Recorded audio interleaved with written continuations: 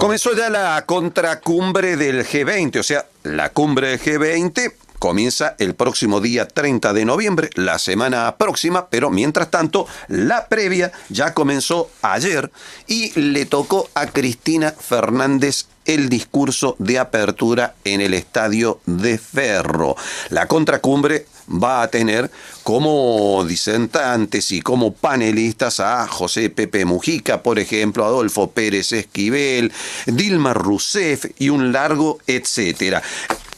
Está en línea nuestro colega Gabriel Montali. ¿Cómo estás, Gaby? Buenas noches, ¿cómo andás? ¿Cómo estás, Ricardo? Saludos para Verónica también, muy bien. Hola, Gaby. En una Buenos Aires, hola, ¿cómo andas, Vero? Tanto tiempo. En una Buenos Aires que, bueno, viene desde hace dos días con muchísimo calor, además de con muchísima actividad, y que está tanto en clima político por esta conferencia, como también en clima de partido de fútbol, como se imaginarán ustedes, porque en pocos días se juega la final definitiva entre Boca y River. Pero como decías vos, bien, Ricardo, ayer Cristina fue la atracción más importante, por lo menos a nivel periodístico general, en lo que es esta octava conferencia de Claxo, del Consejo Latinoamericano de Ciencias Sociales, y bueno, le tocó a Cristina realizar de alguna manera el discurso que muchos estábamos esperando, porque hacía bastante tiempo que, más allá de sus intervenciones en el Congreso, Cristina no hacía una intervención pública de este tipo. Fue un discurso de campaña, o por lo menos un discurso de incipiente de campaña, como ustedes ya habrán podido apreciar en las coberturas que ya salieron ayer en los medios nacionales. De hecho, si no me equivoco, en el día de hoy, hace unas horas nomás, Aníbal Fernández publicó un tuit con su habitual estilo de desparpajo diciendo que Cristina está comenzando a elongar, ¿no? Que está comenzando a dar sus primeros pasos de cara al año que viene, a la posibilidad, que todavía no está confirmada, de que vuelva a presentarse para digamos que muy ubicada, Gaby, no sonó Cristina, no es esto además inusual en ella, porque está en una contracumbre que tiene un objetivo, un blanco preciso, que es el tema del neoliberalismo. Hasta ahí se entiende perfectamente, pero ella lo convirtió en un acto de campaña partidaria, que no tiene nada que ver, me imagino, con la mirada de todos los otros que van a disertar, ¿no? Mira, precisamente, Ricardo, por ahí pasaba un poco el eje de la cobertura que quería hacer hoy para el programa, de lo que venía preparando hoy, pensando entre hoy y ayer, como para hacerles un comentario. Y es que, Claxo es una institución, digamos, educativa, supuestamente independiente de lo que fueron los gobiernos de la última década en América Latina. Y el día de ayer resultó la jornada un tanto incómoda para muchos de los intelectuales que se llegaron a participar del Congreso, tanto en el día de ayer como en el día de hoy, en los días que siguen, presentando sus trabajos de investigación, sus ponencias sobre temas de distintos ámbitos de las ciencias sociales. Para hacer un poquito de contexto, Ricardo, para que tengan una idea, el Congreso está dividido en dos. El día de mañana, el jueves y el viernes, precisamente van a tener lugar los distintos paneles, que son más de 35 paneles con 7.000 ponentes, que van a estar poniendo trabajos, como te contaba, de investigación sobre distintos campos, de la comunicación, de la sociología, de la política y demás. Y el día de ayer y el día de hoy estuvo centrado específicamente en una suerte de foro de pensamiento crítico que precisamente generó mucha inquietud en algunos de los participantes que provienen del campo de las ideas, porque la pregunta era qué aporte podían hacer efectivamente Cristina Fernández y Dilma Rousseff con sus discursos a un foro que tiene como principal objetivo hacer una reflexión crítica de lo que fueron sus presidencias y sus participaciones de gobierno. En ese sentido, por ejemplo, acaba de exponer Boaventura de Santos Sousa, que es un intelectual brasilero, un sociólogo brasilero,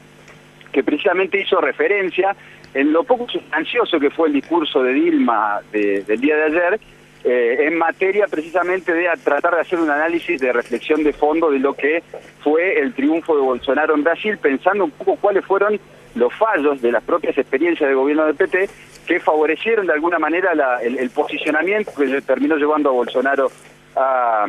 la presidencia. Con respecto al discurso de Cristina, quizás estuvo un poco más sustancioso que el de Dilma, dejó un poquito más de tela para cortar, por así decirlo. Sus tres ejes básicamente estuvieron, como lo mencionaba recién, en hacer un análisis del neoliberalismo, digamos, por así decirlo, en primer lugar, de confrontar la idea de la meritocracia con una valorización de lo que son las políticas estatales en el desarrollo de una sociedad. Por otra parte, en la propuesta o en la idea de que se necesitan construir nuevas arquitecturas institucionales para hacer frente a las políticas neoliberales que en este momento se vuelven a reposicionar en el continente, y por otra parte la idea, que de alguna manera es la que más jugo dejó para el debate político, que es la necesidad de construir un frente de alianzas suficientemente amplio para poder, por lo menos en el caso de Argentina, revertir lo que fueron los triunfos de Macri en la elección presidencial del 2015 y en las legislativas del año pasado. La cuestión, o por lo menos lo que genera inquietud en los intelectuales participantes del Congreso, es, digamos, qué posibilidad de acercamiento puede llegar a haber el año que viene entre el kirchnerismo y los distintos sectores del peronismo, con espacios de la sociedad y del campo de las ideas que perdieron o que, digamos, que de alguna manera retrocedieron o que se abrieron un poco de la relación con el kirchnerismo, precisamente por la falta de debate de algunos aspectos que se estuvieron poniendo en juego después del discurso de Cristina, en los discursos, por ejemplo, de Rita Segato, de Álvaro García Linera, el vicepresidente de Bolivia, o de Chantal Mouffe, por ejemplo, hoy, en donde se menciona, por ejemplo, la necesidad de recuperar la relación con los movimientos sociales, la necesidad de recuperar la confianza de la sociedad en la política, para lo cual es necesario, obviamente, revisar con mayor profundidad lo que han sido y lo que siguen siendo los fenómenos de falta de transparencia, de corrupción y de enriquecimiento personal de algunos funcionarios que han estado ligados a sus experiencias de gobierno, y sobre todo la necesidad de avanzar en la propuesta de un modelo político y económico que reduzca la importancia que tienen las políticas extractivas, sobre todo de recursos naturales, en este momento en nuestro continente, que es algo que también marcó a las presidencias de Dilma y a las presidencias de Cristina. Eso de alguna manera es el marco que describías vos muy bien, de internas, por así decirlo, que se han estado poniendo en juego desde el día de ayer hasta el día de hoy, que sin duda seguramente van a seguir estando presentes en las participaciones que quedan hasta el viernes en lo que es ya la parte más formal del Congreso, que es la exposición de trabajos de investigación por parte de los intelectuales que están, digamos, convocados e inscritos para participar de esta conferencia de Claxo. Me parece que de todas maneras, Gaby, hay por parte de los organizadores una cuotita de, no sé si de ingenuidad o impericia o ambas cosas juntas, a no entender que mezclar todos estos nombres puede traer aparejado este tipo de sorpresas, ¿no? Y por supuesto, mira, alguna de las... yo estuve hablando, por ejemplo, con Maristela Svampa en el día de ayer, que precisamente va a estar participando del Congreso el día jueves y el día viernes, y bueno, resume de alguna manera ella la postura de varios intelectuales que vienen expresándose en algunas cartas, en algunos manifiestos, este año y en años anteriores también, y que de alguna manera ponen en cuestionamiento lo que ha sido y lo que sigue siendo el alineamiento incondicional de instituciones de la cultura, del campo del pensamiento, del campo intelectual, con lo que han sido las experiencias de gobierno de los últimos 10 años, y que, bueno, justamente permiten poner en cuestionamiento qué posibilidad hay en este sentido de hacer efectivamente análisis y pensamientos y construcción de ideas críticas, cuando lo que se impone es esta suerte de alineamiento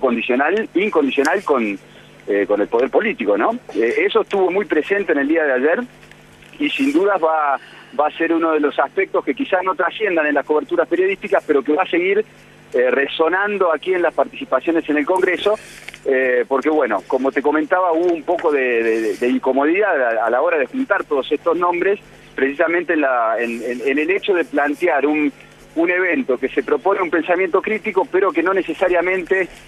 por lo menos en el día de ayer, estuvo expreso en el discurso de las personalidades más importantes que participaron. Sí, porque fíjate vos que el secretario ejecutivo del Consejo Latinoamericano, que es Pablo Gentile, lo definió categóricamente en una frase. Dijo: queremos mantener un diálogo con los líderes del G20 poniendo el foco en los temas que ellos no discuten.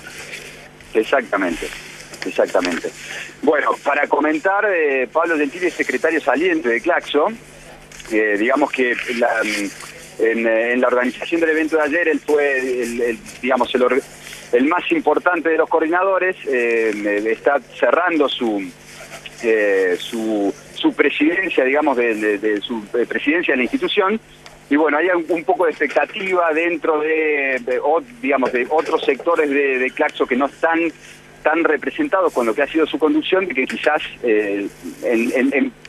breve, digamos, con el cambio de conducción se modifiquen algunas cuestiones organizacionales como las que estuvieron marcando en ese sentido el Congreso. Pero sí, efectivamente son algunas de las líneas que se han estado poniendo en escena y que, bueno, considero, por lo menos por mi parte, Ricardo, que ponen por lo menos en interés o en una vía de análisis qué perspectivas o qué posibilidades puede haber de un acercamiento entre, en el caso de Argentina, entre el kirchnerismo con espacios de la sociedad, pero también espacios del campo de las ideas que se fueron automarginando en los últimos años del gobierno de Cristina, o se fueron de alguna manera apartando, tomando un paso de distancia, un paso al costado, y que sin duda van a jugar un papel no menor a la hora de juntar votos el año que viene en una elección que promete ser bastante reñida y de la que todavía no tenemos una perspectiva sobre cuál puede llegar a ser el resultado, ¿no? Un dato más, iba a disertar, uno de los últimos disertantes iba a ser Pepe Mujica con América Latina, sí. Miedo, Esperanza y Utopía, pero me dicen acá que se habría bajado. Se habría bajado. No tengo hasta el momento confirmación de cuál fue la razón por la que Mujica no va a estar presente, pero bueno, teniendo en cuenta lo que ha sido el clima en Buenos Aires en estos últimos 2 días, que superó los 30 grados, quizás estuvo arañando el día de hoy los 33, 34 grados, el estadio de Ferro, digamos, el evento no se está realizando en la cancha, sino en el estadio de básquet,